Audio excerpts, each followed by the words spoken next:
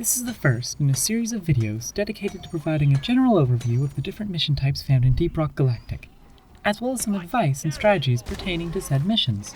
Enjoy! Getting closer to our quota. Mining missions are the most straightforward mission type that you will be tasked with in your employment at Deep Rock Galactic.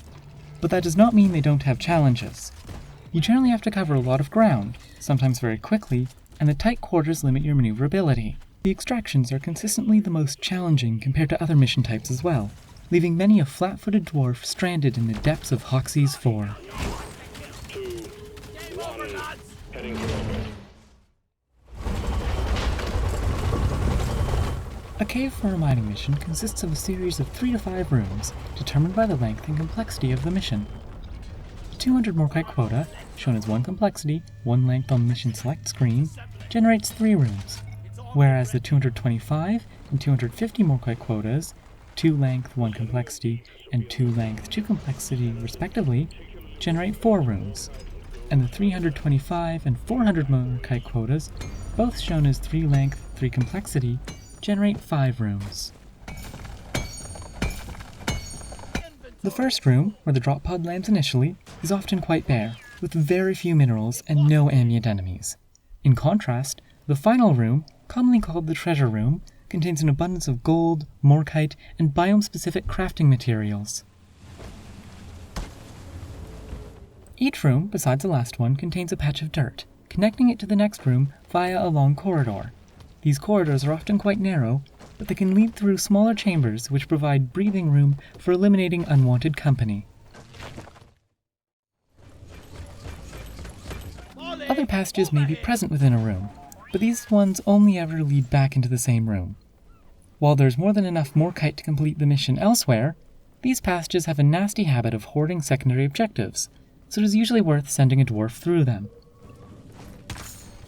4 out of the 5 secondary objectives are available in mining missions. 1 out of collect 10 fossils, collect 15 apocablooms, collect 20 blue caps, and collect 25 holomite will be assigned on top of your morkite quota. The first room of a mining mission has no enemies in it initially, and there is often a vein or 2 of nitra on the wall for easy harvesting. If you are wary of taking a fight in the connecting corridor, you can stay in the spawn room. The first wave of enemies will spawn in short order, and you can start through the dirt immediately afterwards. There's plenty of morkite as you descend further, so leaving hard-to-reach veins behind is of little consequence overall.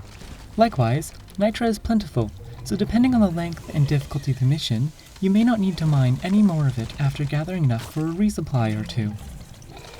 A good thing to keep in mind as you descend is the fact that you are going to need to pass through every obstacle you encounter going down while coming back up, and you won't have as much time to get by them as you do now. Take a moment or 2 to look behind you to figure out how you're going to run back through whatever you just passed, and mold the environment to suit your upcoming haste. This will not take long, and will definitely pay off in the long run.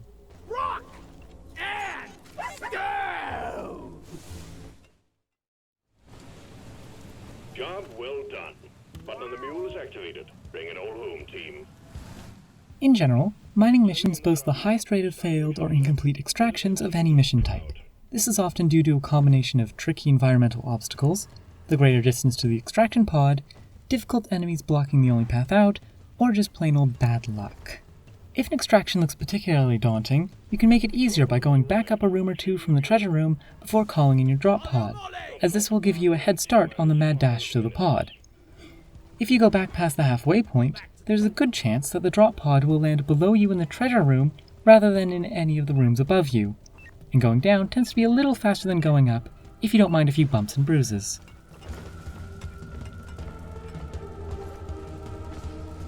Flares are recharging!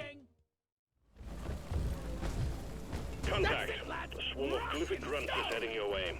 They're almost on you. Get ready.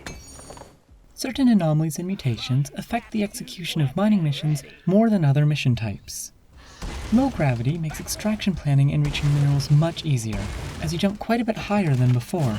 Low oxygen is by far the worst mutation for this mission type.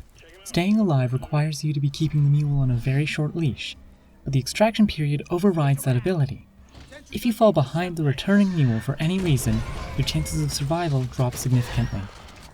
Devour every scrap of nitra you come across, and spread out your resupplies along your extraction path as a safeguard for when Molly decides to go where you can't follow.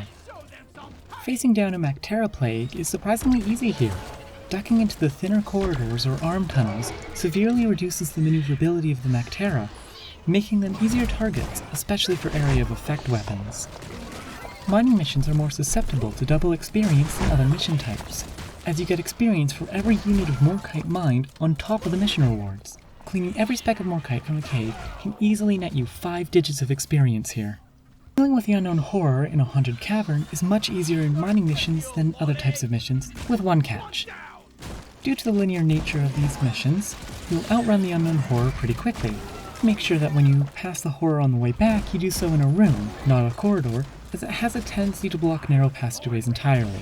Either stop and let it catch up with you before extracting, or time the extraction so you cross paths with the horror in a place you have plenty of space to maneuver in.